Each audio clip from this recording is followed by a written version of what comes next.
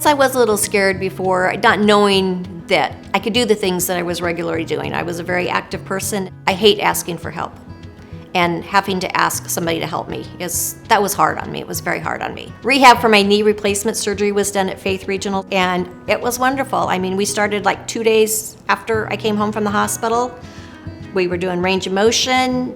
I was up, walking, get up and get moving and get going.